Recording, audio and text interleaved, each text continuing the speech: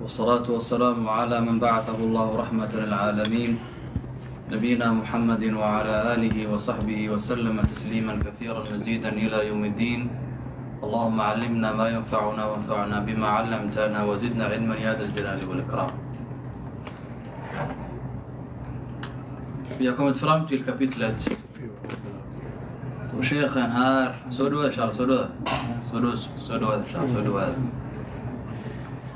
där al-Imam al-Nawawi rahmatullahi alayhi säger faslun kapitlet vad gällande في الأمر بالتعهد القرآن والتحذير من تعريضه للنسيان. Kapitlet som handlar om att man slår vakt om Koranen och varnandet där man varnar för att den som nu har memorerat Koranen eller memorerat vissa delar av Koranen ser till att den nu glömmer bort Koranen. حسير الإمام النووي رحمة الله عليه ثبت عن أبي موسى الأشعري رضي الله عنه وعن النبي صلى الله عليه وسلم أطرت صلى الله عليه وسلم صار من حديث أبي موسى تعاهدوا هذا القرآن أي سلوبكتم دنا القرآن فوالذي نفس محمد بيده ويسفى بدن من خال أطرت بروفيت محمد صلى الله عليه وسلم خال vars hand själen ligger i لهو أيتنا قرآن أشد تفلتا من الإبل في عقولها. أيتنا قرآن och här svär profeten Muhammed sallallahu alaihi wasallam för att visa dig det allvarliga i detta. Sannoliken så springer denna Koran iväg fortare än vad en lös jordkamel skulle springa ifrån sitt rep. Du vet när man ibland tar och repar fast en kamel, så har kamelen ibland en viss tendens att alltid ta ner huvudet och komma ur repet. Och du går tillbaks och låser fast den och den smiter undan. Och du går tillbaks om igen. De som, folk här lever i Sverige, folk har inga kameler eller har levt där i samhällen där folk har kameler. Men den som har levt med kameler vet att kamelen kan vara ganska jobbig. Spänner fast den, kommer undan, kommer loss. Spänner fast den. Och här drar profeten Muhammed sallallahu alaihi wasallam en liknelse med hur enkelt kamelen ibland kommer undan sitt rep och springer iväg den, att Koranen går iväg och försvinner från människan mycket fortare och mycket snabbare ifall om du här inte håller fast vid Koranen. له أشد تفلتا من الإبل في عقولها. Och här säger profeten Muhammed sallallahu alaihi wasallam i andra hadisen som al-Imam al-Nawawi rahmatullahi alaiha nämner från Abdullah ibn Umar radiyallahu anhuma att profeten sallallahu alaihi wasallam sa إنما مثل صاحب القرآن كمثل الإبل المعلقة. att صاحب القرآن أي koranläsaren likställs här med ägaren till en fastspänd kamel. In ahada alaiha, ay ifall om den som nu äger eller rättare sagt han som nu här är hafid li kitabillah, koranläsaren. För här المثل خير här skillnaden, liknelsen menar jag, förlåt. In ahada alaiha, ifall om han nu slår vakt vid Koranen, amsakaha, så behåller han Koranen. In ahadaha ay bil muraja'a, att du repeterar Koranen, läser Koranen, att du har en wird som det kallas, en liten del som du läser varje dag för att kunna bibehålla det du har memorerat. In ahadaha amsakaha, är samma sak. Men han som nu här äger en fastspänd kamel, in ahadaha, ifall om han slår vakt om sin kamel, så kommer kamelen här inte försvinna eller springa iväg. Och in atlaqaha, om han släpper kamelen, vad sker? Vad sker ifall om han släpper kamelen? Dhaba, att den springer iväg. Samma sak med Koranen. Koranen är unik. Och själva en visdom som vissa lärda nämner som finns här är vad då? Är att Allah subhanahu wa ta'ala vill att människorna ständigt ska gå tillbaks och gå tillbaks och gå tillbaks och gå tillbaks till Koranen. Därför känner den som memorerade hela Koranen igår att ifall om han här inte gör muraja och repeterar Koranen och det han hade memorerat igår, så känner han att den efter redan en vecka eller 2 veckor eller ibland värsta fall vissa dagar har glömt bort Koranen. För att få människan att ständigt komma tillbaks till Koranen och ständigt läsa och påminna sig själv om dessa budskap Allah subhanahu wa ta'ala förmedlar vidare till mänskligheten i dessa sidor. In ahada alayha, om han slår vakt om sin kamel eller Koranen, amsakaha, så håller han fast vid den. Wa in atlaqaha, och om han nu här släpper iväg den och här inte gör muraja'a när vi nu här talar om Koranen, dhahabat, så försvinner kamelen, eller dhahaba al-Qur'an, eller så försvinner Koranen. وعن أنس مالك رضي الله عنه سماد تريدي حديثا الإمام النووي رحمة الله عليه برتر هار أثرت محمد صلى الله عليه وسلم عرضت علي أجور أمتي حتى القذاة يخرجها الرجل من المسجد. حسيب برت محمد صلى الله عليه وسلم إدنا حديث som är svag, men vars mening här kommer i samband med att man nu här aktar sig för att glömma bort det man nu har memorerat från Koranen. Han säger hadisen att profeten Muhammed sallallahu alaihi wasallam säger att hans belöningarna som hans samfund nu har hos Allah subhanahu wa ta'ala. عرضت علي أجور أمتي حتى القذاة يخرجها الرجل من المسجد. Att samfundets belöningar visas upp för profeten Muhammed sallallahu alaihi wasallam.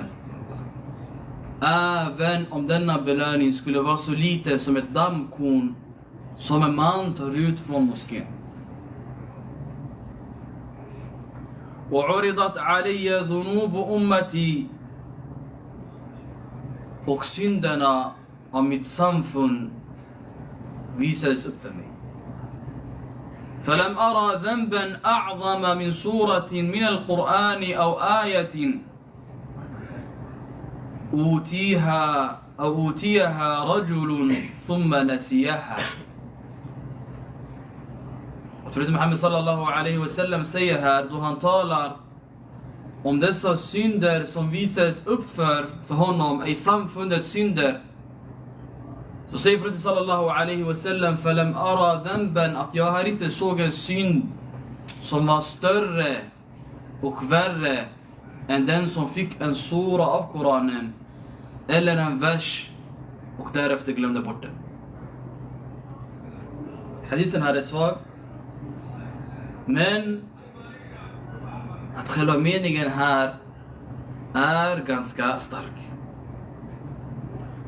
Här har vi en annan hadis. Al-Imam al-Nawawi rahmatullahi alayhi nämner från Sa'd ibn Ubad att profeten Muhammed sallallahu alayhi wasallam sa: man qara al-Qur'an, och den som läser Koranen, reciterar Koranen, memorerar Koranen, blir en hafid li kitabillah, thumma nasiyahu, och därefter glömmer bort det som den nu har memorerat, laqiya Allah, kommer träffa Allah jalla wa ala wa huwa ajdam, kommer träffa Allah subhanahu wa ta'ala i en form av spetsälsk, eller att han nu här har drabbats av sjukdomen som kallas för spetsälska. Spetsälska som i vissa tillfällen kallas för Hansens sjukdom, och har andra namn, men som är en ganska känd sjukdom som har funnits i flera tusen år, som människor innan brukar dö av. Spetsälska. Och hadisen här är svag, men Den talar fortfarande om faran i att glömma bort det man nu har memorerat från Koranen. Al-Imam Nawawi rahmatullahi alayhi börjar här i nästa kapitel då han talar om gällande den som nu här hade en liten del som han nu här brukar läsa under nattbönen och försov sig. Någon kanske brukar läsa en sida, 2 sidor, 3 sidor, 4 sidor och försov sig en dag eller en natt eller försov sig rent generellt i flera nätter. Vad blir dennes dom? Det är att du har en gärning som du gör, att du varje kväll innan du sover, att du nu här ber exempelvis 4 raka'at, 5 raka'at, 7 raka'at och så vidare, yani tillsammans med witr. Och du har att du kan här exempelvis kanske läser en hizb eller läser en juz och så vidare. Och att du nu här en natt nu exempelvis skulle sova, vad blir din dom och hur ska du göra? Han nämner Imam Nawawi rahmatullahi alayhi hadisen som al-Imam Muslim rahmatullahi alayhi rapporterar från Umar al-Khattab radiyallahu anhu där han sa, profeten Muhammad sallallahu alayhi wa sallam sa, man nama an hizbihi min al-layli, att den som sover och glömmer bort sin hizb, ej den lilla delen av Koranen som den nu här brukar läsa under nätterna, av an shay'in minhu, eller att han kanske glömde en viss del av sin hizb. فقرأه ما بين صلاة الفجر وصلاة الظهر, och att den nu här, när du nu här glömde läsa i denna del av Koranen under nattbönen, så du försov dig. Ifall om du nu här läser i denna del under en bön som du nu här skulle be mellan fajr till dhuhr, kutiba lahu ka'annahu qara'ahu min al-layli. Att Allah subhanahu wa ta'ala kommer skriva att du nu har läst denna del under natten. Det är så som att du nu läste den under natten. Kutiba lahu annahu qara'ahu min al-layli. Hadisen tyder på flera saker.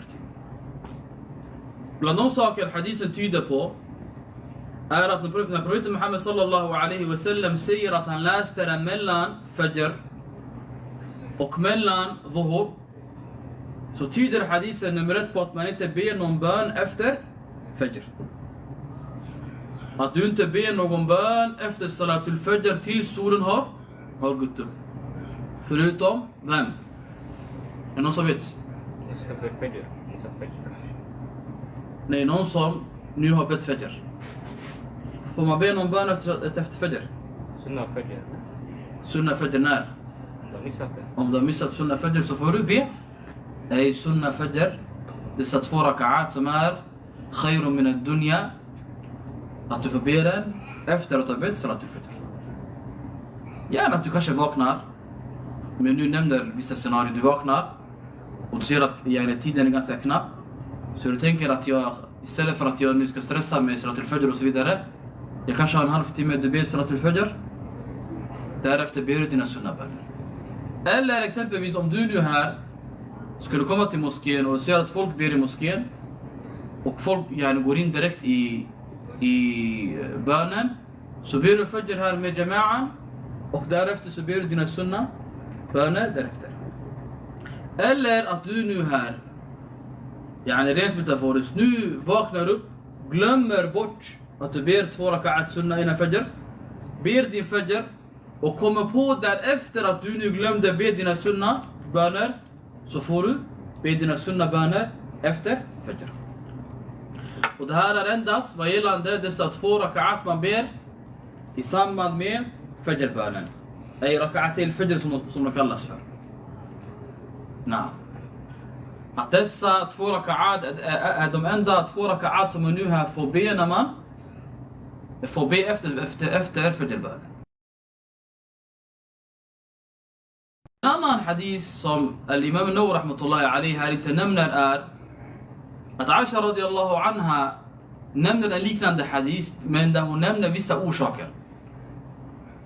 Att en person försov sig och bad aldrig nattbönen på grund av sömn eller sjukdom Och när han talar om profeten Muhammed sallallahu alaihi wasallam så nämnde hon att han, ifall om han försov sig, brukar be 12 raka'at under dagen.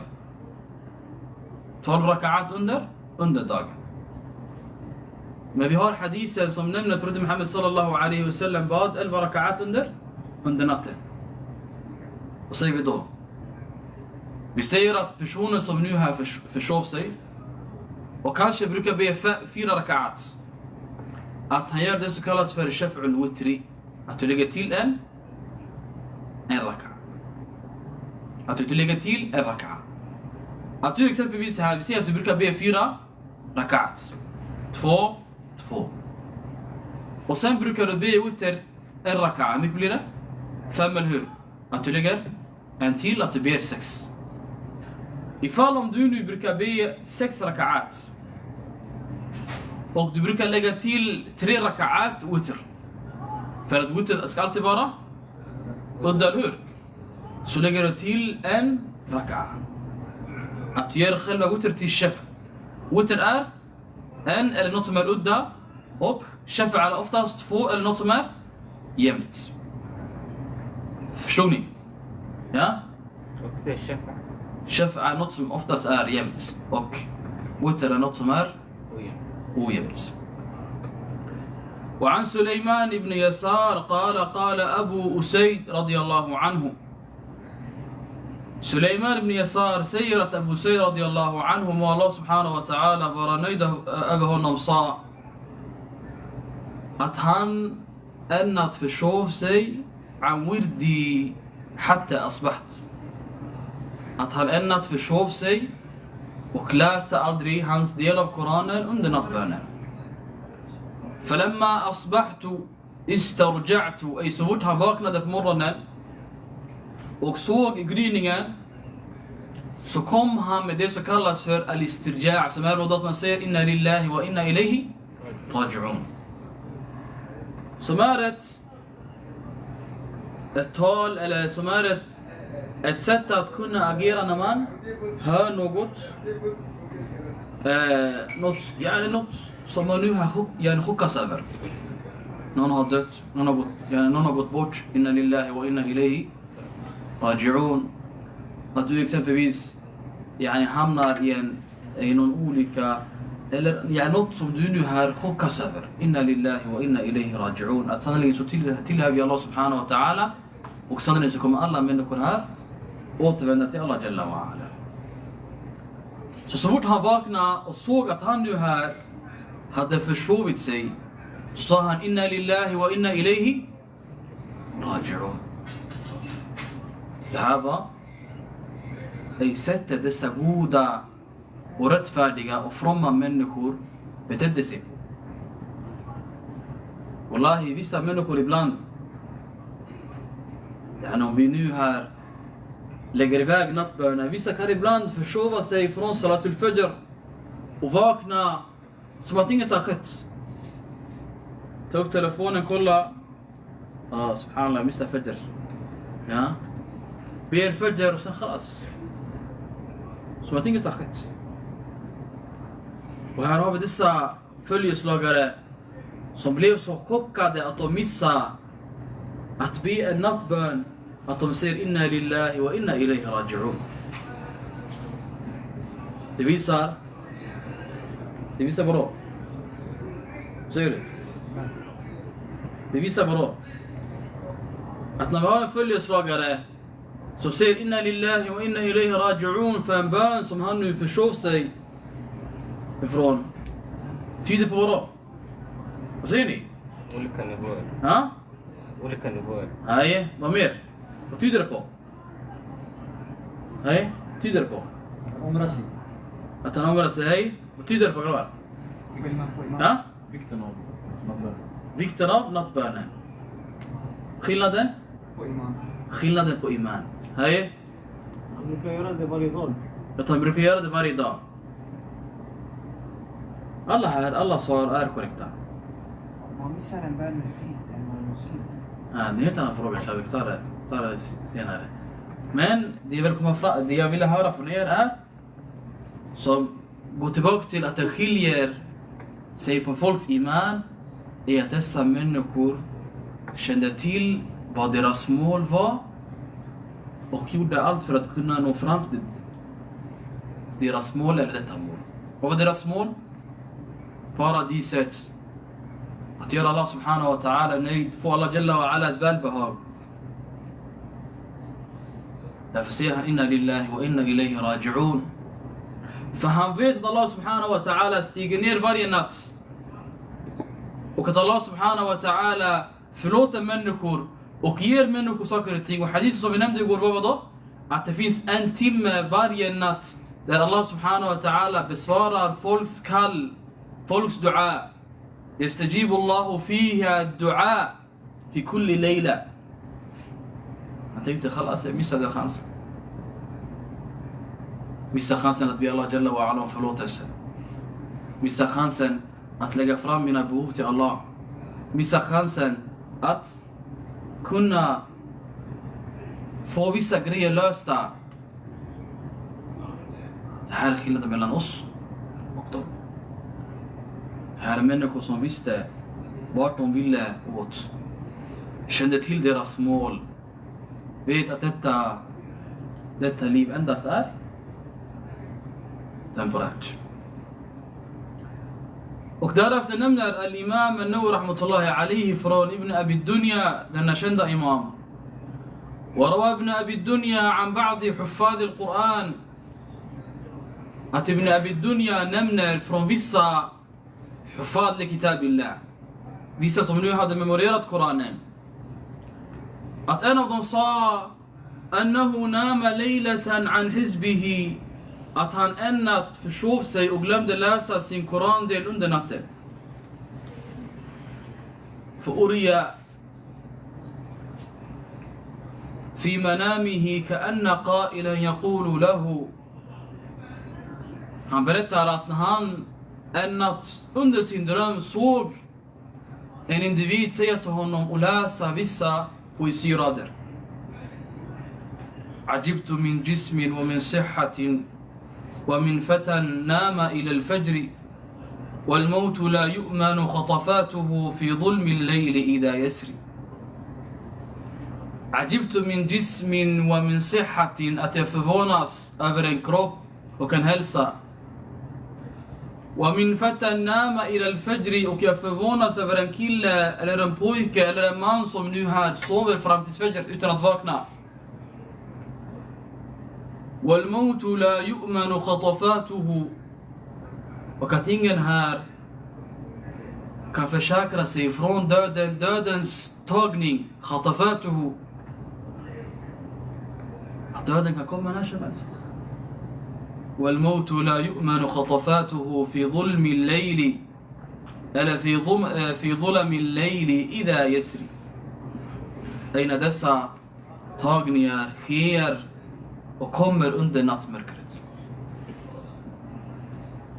Han förvånas över en person som är frisk.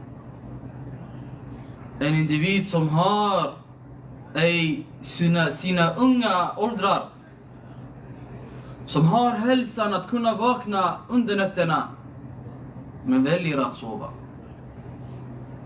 Vad ska vi då säga om han som kollar serier hela natten? Och är vaken eller uppe och chillar, spelar spel hela vägen till fajr. Och inte ens väljer att be en salah, en raka'a. عجبت من جسم ومن صحة ومن فتى نام إلى الفجر والموت لا يؤمن خطفاته في ظلم الليل إذا يسر.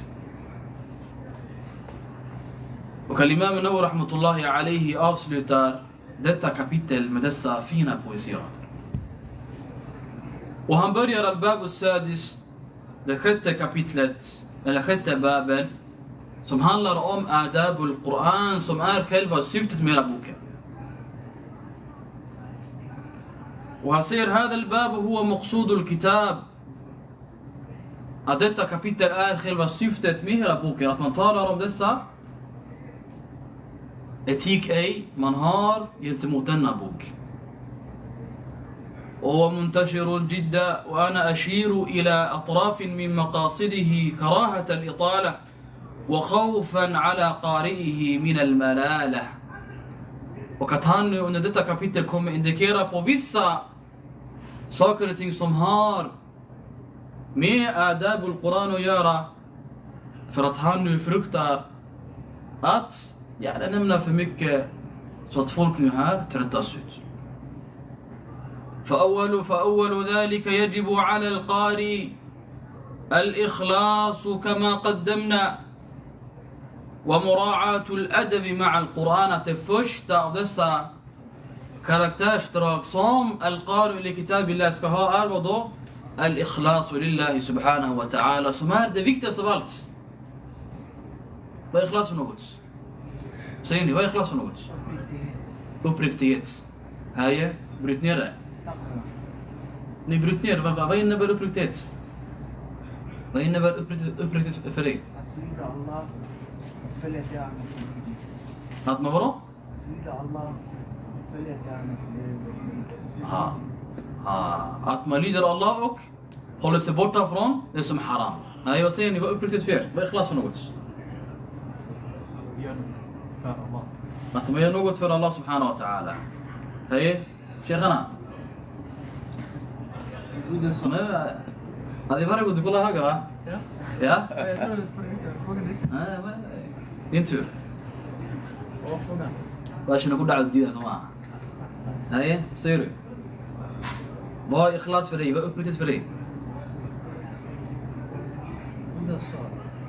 Nej, försök komma med egna ord, säger du? Finns det inga rätt, finns det inga fel, walla? Upptäckning för det mesta. Ha?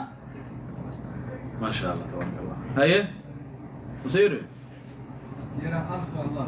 Att man gör allt för Allah subhanahu wa ta'ala skull. Ja. Ikhlas här. Kring det ni sa. Att man dyrkar Allah subhanahu wa ta'ala. Att man särker Allah jalla wa ala i dyrkan. Och ifall man särker Allah jalla wa ala i dyrkan, så gör man det Allah har uppenbarat och beordrat med. Och att man håller sig borta från det Allah jalla wa ala nu har varnat för.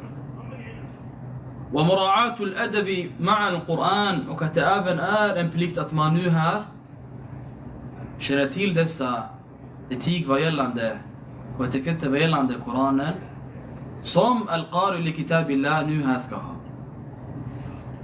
فينبغي أن يستحضر في نفسه أنه يناجي الله تعالى ويقرأ على حال من يرى الله تعالى, فإنه لم يكن يراه، أي فإنه إن لم يكن يراه فإن الله تعالى يراه. Att den som nu här är qari li kitabillah, koranläsaren, ska göra det som kallas för al-istihdar, att han يستحضر قلبه. Att du nu här talar och berättar för dig själv att när du läser Koranen så talar du hemligt med Allah subhanahu wa ta'ala. Profeten Muhammad sallallahu alaihi wa sallam, då han talar om bönen så nämner han att Allah jalla wa ala hade gjort as-salat till ögongodis för profeten sallallahu alaihi wa sallam. Varför? Varför kunde profeten Muhammad sallallahu alaihi wa sallam stå alla dessa timmar och nu här läsa? För att han först och främst förstod budskapen, förstod meningen på dessa verser, och att han kände att han är yunaji rabbahu, att han talar med sin herre. När någon talar med någon man älskar, vad gör man? Man talar och man tröttnar aldrig, eller hur? Du ser att vissa människor, att du kan sitta och tala med vissa människor timmar, och vissa människor bara några minuter. Alla fel. Ibland du ser att vissa människor, att du endast kan umgås med dem i ett umgänge. Men så fort ni bara kommer, eller så fort det bara kommer till er två, du känner att man inte klickar. إن الأرواح جنود مجندة ما تعارف منها ائتلف وما تناكر منها اختلف. Men när man talar om eller talar till den man älskar så älskar man att stå länge och tala länge och bara känna en viss sötma av att höra den. Det här är något som de lärda i det arabiska språket nämner i det som kallas för al-balagha i retoriken. Det finns något som så kallas för al-muhsanat al-lafdhiya exempelvis. Något som är att nu här älskar att höra al-sajj exempelvis. At-tibyanu fi adabi hamalati al-Qur'an exempelvis. Man känner att det rimmar. إن للمتقين مفازا حدائق وأعنابا وكواعب أترابا وكأسا دحاقا أفرأيت الذي كفر بآياتنا وقال لأوتين مالا وولدا مالا وولدا أطلع الغيب أم اتخذ عند الرحمن عهدا أصبدا. Att detta var ett sätt för att locka till människor i denna Koran. Och här har vi Musa alayhi salatu wassalam.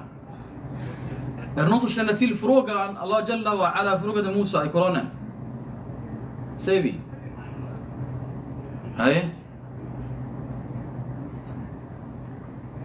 Eller vi ligger fortfarande just Amma just Tabarak eller vad säger du? Ja? Ha. Ha? säg باشا وألقي عصاك är en bord, det är ingen fråga. En fråga. Fråga kommer några verser innan. ألقي عصا فإذا هي حية تسعى قال خذها ولا تخف سنعيدها سيرتها الأولى. باشا innan. هاي Vad fick du att komma snabbt? ها؟ Vad fick du att komma snabbt till oss? أيوة باشا ده. ما عجلك قال هم أولى على لكن أنا باشا سفتها صوم ده باشا آري i slutet på sura Taha. Slutet på? Sura Taha. Versen som jag läste, فألقي عصا innan man säger Allah subhanahu wa ta'ala till Musa alayhi salatu wasalam. وما تلك بيمينك يا موسى قال هي عصاي أتوكأ عليها وأهش بها على غنمي ولي فيها مآرب أخرى. قال ألقها يا موسى فألقاها فإذا هي حية تسعى قال خذها ولا تخف سنعيدها سيرتها الأولى. حسين الله سبحانه وتعالى موسى عليه الصلاة والسلام وستل فروقا يا موسى وما تلك بيمينك يا موسى أي värd du يا موسى nu här har i din högra hand. Och det tillräckliga svaret som han nu här kunde svara på är att säga قال هي عصايا. Men Musa älskade att tala med Allah subhanahu wa ta'ala. Musa ville aldrig att samtalet skulle sluta. Så han sa قال هي عصاي أتوكأ عليها وأهش بها على غنمي ولي فيها مآرب أخرى. Så när någon älskar något så dröjer han ut på talet eller samtalet för att bara kunna höra i dessa vackra meningar eller vackra tal eller bara kunna känna dennes närhet. Så bland dessa etik eller etiketter som al-Qari al-Quran ska känna till är vad då? أي أن يستحضر أنه يناجي الله تعالى. Att han kommer med själva nian. Han gör denna istihdar. Att han nu här tilltar Allah subhanahu wa ta'ala. För när det kommer till al-munaja med Allah subhanahu wa ta'ala i detta hemliga tal om man nu kan säga eller denna privata konversation mellan dig och Allah subhanahu wa ta'ala så leder det till och det fordrar att du nu kan sitta timmar och minuter och läsa Allah subhanahu wa ta'alas bok. وخير جليس إيش لا يمل حديثه وترتاده يزداد فيه تجملا. الإمام النووي رحمة الله عليه سير فينبغي أن يستحضر في نفسه أنه يناجي الله تعالى وكتلاسر يتيلستون دار الله سبحانه وتعالى سيرهن ويقرأ في حال من يرى الله تعالى يتلاسر يتيلستون أتانها كيف سيرتان سير الله سبحانه وتعالى إلا إفاله ما نوها انت كما تدنا إيمان كما تدنا إحسان أتهم فيت أتفالهم دونت كان سير الله سبحانه وتعالى framför dig سير الله سبحانه وتعالى دي. فإنه إن لم يكن يراه فإن الله تعالى يراه. نعم. الإمام النووي رحمة الله عليه fortsätter nästa kapitel då han talar om det som har med munhygien göra. Och säger فصل وينبغي إذا أراد القراءة وكتقول den som nu här vill börja läsa Koranen أن ينظف فاه بالسواك وغيره att han rengör sin mun med السواك. Och siwak kan ha olika benämningar som inshallah nu här kommer nämna. Att han nu här rengör sin mun med siwak eller något annat. والاختيار في السواك och när vi nu här talar om السواك. Vad är den bästa form av siwak som de lärde nu här nämner? أن يكون بعود من أراك. Och arak kallas eller själva denna gren av uden här kallas för Salvadora persika och så vidare. ويجوز بسائر العيدان. Att du kan antingen använda dig av arak som är den bästa formen av ud som du nu här använder för att göra siwak med. Eller att du nu här får använda dig med alla slags former av siwak. Och att det är även tillåtet att du här får rengöra din mun med yani tandborsta بكل ما ينظف. Om det nu skulle vara tandborste eller om det nu skulle vara en khirqa, ett tyg som är khashina yani ganska strävt, hårt. Allt som du nu här känner eller vet att det hamnar under meningen att du nu här kan rengöra din mun och tänder med så är det tillåtet. Vad säger ni om fingrarna grabbar? Säger ni? Är det tillåtet? Nej. Vissa säger att det är tillåtet. Nej, vad säger resten? Borsta tänderna eller? Nej, om du nu här skulle borsta med dina fingrar är det tillåtet. Ja? Du är stressad. Eller nu att man är stressad gör med det är helt annan femma. Lakin att du nu här vill läsa Koranen. Du vill läsa Koranen. Och du vet att det är starkt rekommenderat att man nu här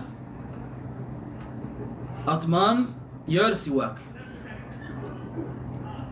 Innan Koranen, innan wudu, innan bönen. لولا أن أشق على أمتي لأمرتهم بالسواك عند كل وضوء أو عند الصلاة. Får jag sätta mig längst där bak där sheikhen sitter och säga خلاص det är sunna och starkt rekommenderat att jag nu här använder siwak. Sen jag tar fram en mushaf, stoppar in fingret i munnen, gör så här. Sen läser Koranen. Vad säger ni grabbar? Ja? Sheikhen säger där att det inte är لا han var ganska smart han sa jag tror inte. Ja, han vill inte lägga en dom. Hej, säg sheikhen. Ja? Makro, mashallah, tabarakallah, ni gör det. Hej. Man till exempel att tandkräm sen går ditåt och gör det kanske okej, Allah Allah. Att det kanske är okej att ifall om du använder tandkräm. Okej. Hej, säg ni. Måste tvätta tungan också. Nej, hade nu tungan det är helt annan femma, lakin yani tungan kommer i samband med är det tillåtet. Om vi säger det är tillåtet då vi kan diskutera tänderna, tungan och så vidare. Men själva sakfrågan, är det tillåtet eller inte tillåtet? Jag säger nej. Han säger nej. Nej. Är tillåtet. Nej. Tillåtet. Han säger الإمام النووي رحمة الله عليه وفي حصوله أي وفي حصول السواك بالإصبع الخشنة 3 أوجه لأصحاب الشافعي رحمة الله عليه. الشافعية أهر تري ولك أسترنا فروبا. أشهرها أنه لا يحصل أتنت تلوتت. والأندرا يحصل أي أدخل السواك نهار أتتلوتت. والتريدي هار يحصل إن لم يجد غيرها إفال أمانيت سكول هيتا نقطانات ingen tandborste, ingen siwak, ingenting. Han ser på, han har på sitt finger och borstar med sitt finger. Så är det tillåtet. ولا يحصل إن وجد. Men ifall om han nu skulle hitta något annat så är det tillåtet enligt الشافعية. Det här är dessa 3 اوجه som de lärde nämner. Och många lutar sig till att det nu här inte är något som, när man talar om tillåtet och otillåtet så talar man inte om haram och halal här. Man talar om ifall jag nu skulle göra, ifall jag skulle borsta med mitt finger nu innan jag läser Koranen, khair siwake i den här sunna, för att en grej som många ibland måste kunna förstå är att man alltid går tillbaka till aslul mas'ala, till grunden i denna sakfråga. Vad är det vi talar om? Vi talar om siwak. Vad är siwak? Vad är siwaks dom? Att det är sunna. Eller hur? Många hadith syder på att sunna. Så när vi nu talar om sunna, när vi nu talar om dessa förgrenar som hamnar under denna sakfråga som handlar om en sunna-fråga, och då vi säger att det är tillåtet eller otillåtet, så är det ej hal yahsulu bihi, hal yahsulu siwaku bihi eller la yahsulu bihi. Sker siwaken och får jag belöningen, eller sker inte och jag får inte belöningen. Har du förstått frågan? Att man måste kunna förstå dessa mustalahat, att varje gång man säger att något är tillåtet så måste det inte vara något som är nu här är halal. Och när man nu här säger att något är otillåtet så måste det alltid inte vara något som är något som är exempelvis haram, eller att ifall om du gör att du syndar och så vidare. نعم. هسير الإمام نور رحمة الله عليه då han talar om hur man nu här gör siwak och säger ويستاك عرضا. När du gör siwak så borstar du i sidled. مبتدئا بالجانب الأيمن من فمه. Att du tar siwaken. Och allt som hamnar under siwak som tandborste, att du börjar från högra sidan och borstar hela vägen till vänstra sidan. وينوي به الاتيان بالسنة, och att du nu här avser att du gör en sunna gärning så att du får belöningen för själva handlingen. Kommer du när vi talade om avsikten? Ja? Kommer du när vi talade om avsikten? Vad sa vi om hadisen? إنما الأعمال بالنيات. Eller hur? Vart i hadisen kan nu vi komma fram till slutsatsen att ifall om du här inte kommer med en nia, att din handling här inte blir accepterad. Kommer du ihåg? Ja? Han är grabbarna, jag vill att folk ska bli tulab al-ilm, att folk lär sig saker och ting. Ja? Lägger om varje person kommer på föreläsningen, lägger ut sina fötter, lyssnar, går härifrån. Tiden går bara, ja. Man lär sig ingenting. Det här grabbar är väldigt viktiga saker till man bör känna till. Hadisen nämner, någon säger till dig, bror, du bad, hade du nya bönen? Så nej, bror, jag hade ingen nya. Kom, jag bad en salat, khalas, jag visste vilken salat det var, khalas. Han säger till dig, bror, akhi, innama al-a'mal bin-niyat wa innama likulli imri'in ma nawa. Vad är hans bevisföring? Du hör hadisen, förstår inte hadisen, förstår inte hans bevisföring. Du går hem och tänker, ej wallah, en broder han sa, eller en syster hon sa, att ifall om jag inte har nia, att min bön här inte gills. Vad sa vi? Att när man talar om det arabiska språket så finns det något som är malfudun eller mantuqun och något är muqaddam. Vad är mantuq för något? Kommer från ordet an-nutq, något man här har talat, är det vi ser. Här har vi uttalat från profeten Muhammed sallallahu alaihi wasallam: innamal a'malu bin niyat. Ay kalamun mantuqun kalamun malfud. Och sen har vi något som är muqaddar, är något som vi här känner till fi dhihnina, att det finns något så här som är yani gömt under dessa ord. Gömt, hur menar jag? Är att du kan komma fram till att meningen blir så här. Hur menar jag exempelvis? Så att folk inte missförstår. Här säger profeten Muhammed sallallahu alaihi wasallam: ay innamal a'malu bin niyat. Att handlingarna innamal a'malu bin niyat kommer i samband med avsikten. Så vi säger, för att kunna komma fram till slutsatsen att ifall om du nu här inte kommer med en avsikt vad gällande en gärning, så blir denna gärning här inte accepterad, så måste vi lägga till ett ord här som är muqaddar och säga vad då? Ay innama sihhatul a'mal bin niyat. Att själva acceptansen för handlingarna kommer i enlighet med avsikten. Baserat på denna förklaring och denna taqdir som de lärda nu här säger, så går tillbaka till att folk måste lära sig arabiska. Och folk måste lära sig arabisk grammatik. Man kan inte sitta och gå på föreläsningar 6-7-8 år och inte kunna arabiska. Det är fel. Baserat på denna taqdir som vi nu här lägger till, så säger vi då: ifall om du här inte kommer med avsikten i en specifik bön som du nu här ber, så får du ingen belöning för denna bön. Och sen kan vi även säga att andra stycket här tyder på att det du kommer med och avser, så får du ej dess belöning. När det exempelvis kommer till sunna saker och ting, وإنما لكل امرئ ما نوى فينوي الاتيان بالسنة, han avser sunna och han får dess belöning. Och han får dess belöning. Och därefter nämner al-Imam Nawawi rahmatullahi alayhi där han säger: قال بعض العلماء, vissa lärare säger, يقول عند الاستياك, أي att han säger när han nu här gör siwak: اللهم بارك فيه يا أرحم الراحمين, och Allah välsigna ej denna handling som jag nu gör, som är al-siwak och al-istiyak, och som handlingen kallas för يا أرحم الراحمين.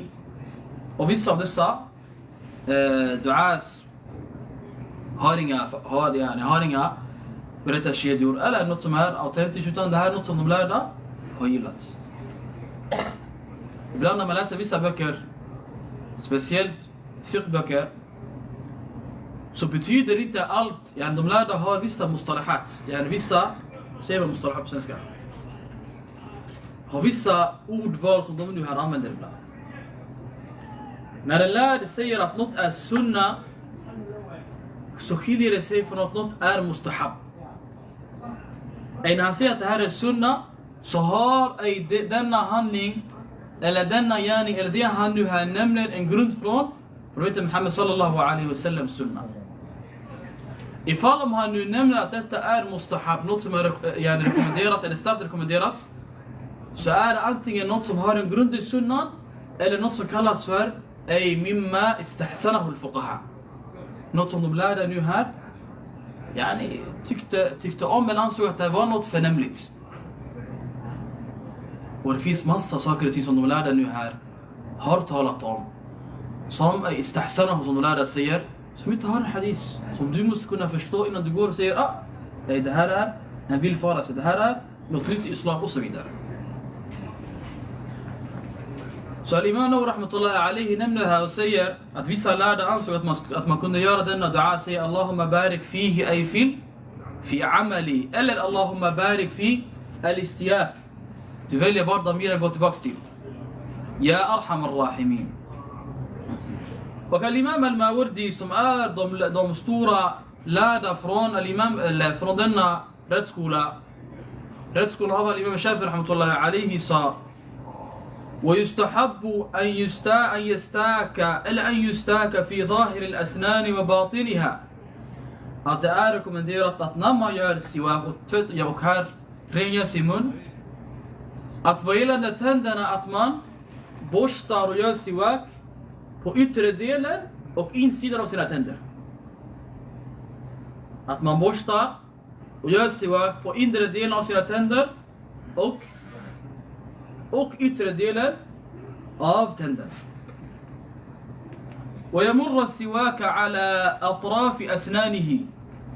Och att du ser till att du nu här borstar på det som kallas för أطراف الأسنان, ej tandkanterna. وكراسي أضراسه och kindtänderna. Och kindtänderna. الأضراس som bokstaven dad kommer utifrån. Vissa människor när de läser Koranen så måste folk känna till att dessa bokstäver har huruf. Och att dessa bokstäver nu har makharij. Istället vissa bokstäver kommer utifrån. Så om du känner till var bokstaven kommer utifrån så underlättar det för dig att läsa bokstaven på ett korrekt sätt. Så bokstaven dad exempelvis läser man från kindtänderna. Antingen från högra sidan eller vänstra sidan, att man placerar tunga på antingen på sin högra kindtand eller sin vänstra. Säger dad och så vidare. ويمر السواك على سقف حلقه إمرارا رفيقا. Och halk, vad är halk för något? Halk kallas hela munhålan hela vägen ner till halsen. Folk som har lärt sig Koran känner till det som kallas för al-halq och huruf al-halqi, al-ha wal-ain wal-kha wal-ghain wal-hamza och så vidare. Halq, munhålan. Att på själva taket av munhålan att du ser till att du borstar väldigt mjukt med siwak. Och vissa lärda som al-Imam Nawawi rahmatullahi alayhi här nämner säger وَيَنْبَغِي أَنْ يُسْتَاكَ بِعُودٍ مُتَوَسِّط. Att när du nu använder dig av denna gren, att du använder dig av en måttlig siwak. Vad menas med måttlig? لا شديد اليبوس ولا شديد الرطوبة. Att den här inte är för torr och att den här inte är för grön eller för blöt. قال فإن اشتد يبسه لينه بالماء. Om den nu skulle bli för torr så ser det till att du nu här mjukar upp siwaken med lite vatten. Får man använda sig av någon annan siwak? Vad säger ni?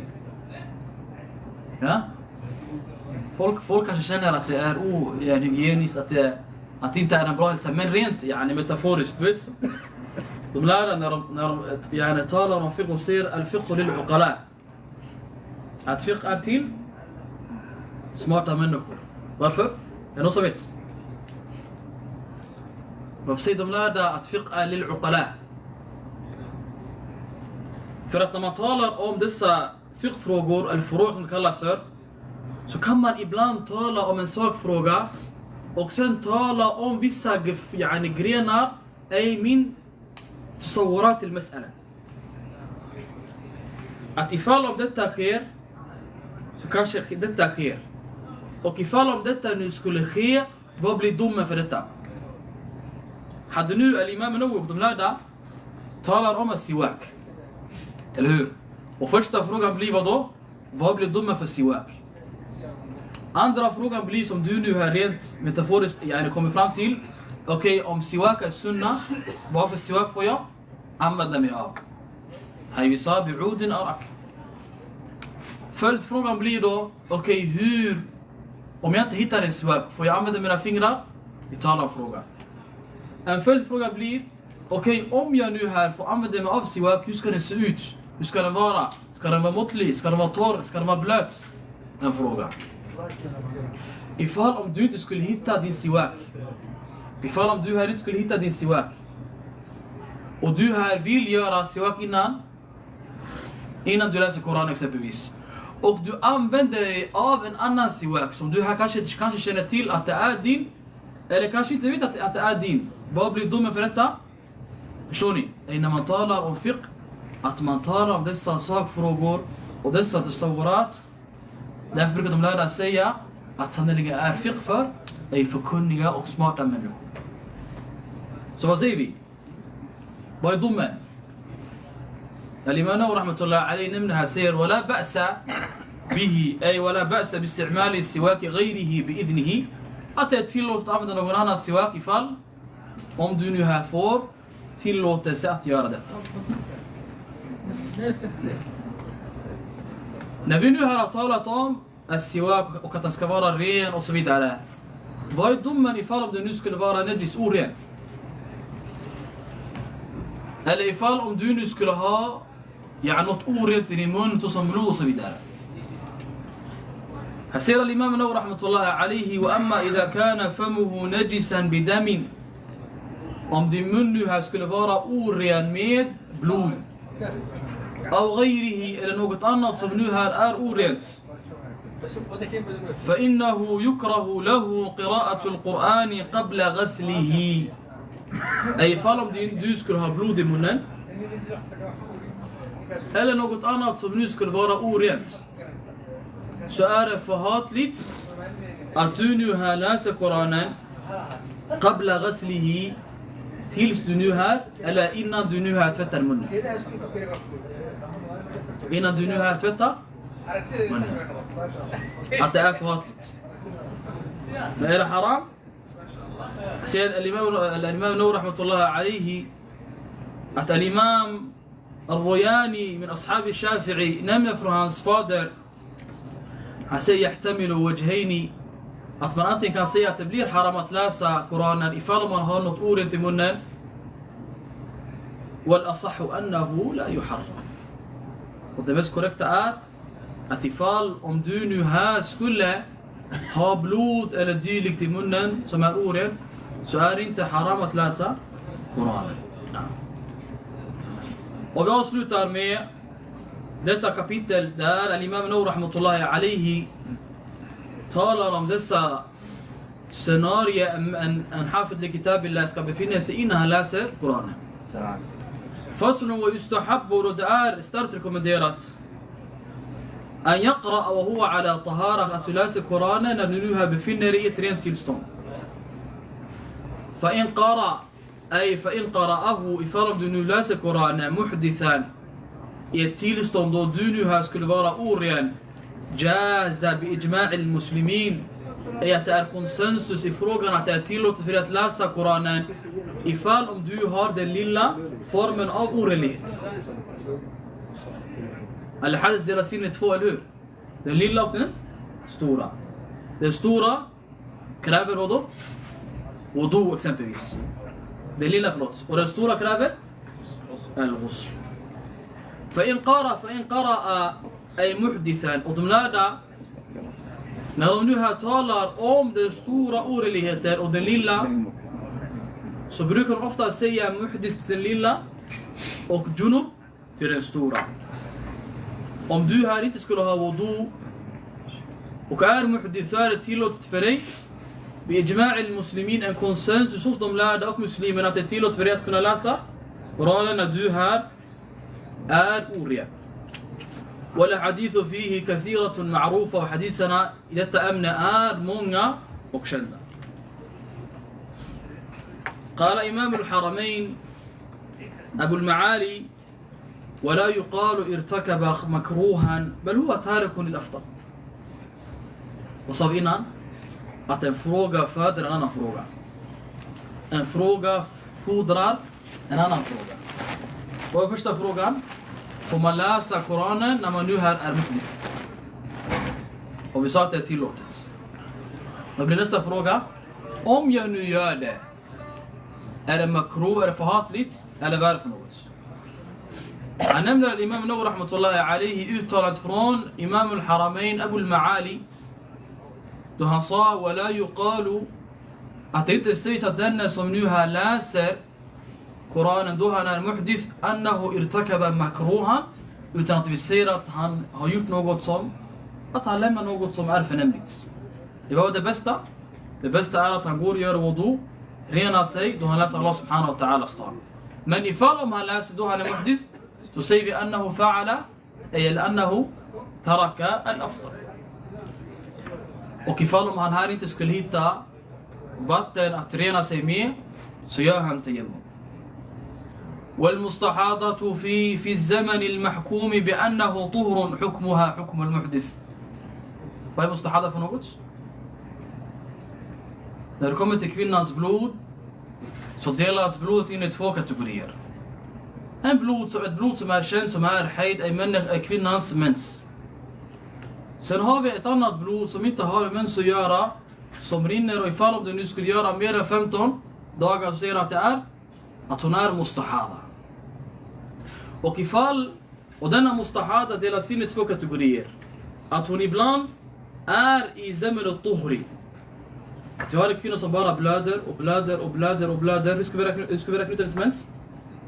Är att vi ser att ifall om hon känner till hennes mens och känner till skillnaden på mens och vanligt blod och känner till dessa dagar hon hade sin mens, är mu'tada, qadran och så vidare. De dagar som hon nu har sin mens i, så säger vi att hon är hukm al-muhdith. Att hon är i samma dom som den som nu här inte har wudu och får läsa Koranen. Och hon får läsa Koranen och avslutar här och fortsätter på tisdag bidna ta'ala. وصلى على نبينا محمد وعلى آله وصحبه وسلم تسليما كثيرا مزيدا إلى يوم الدين. السلام عليكم.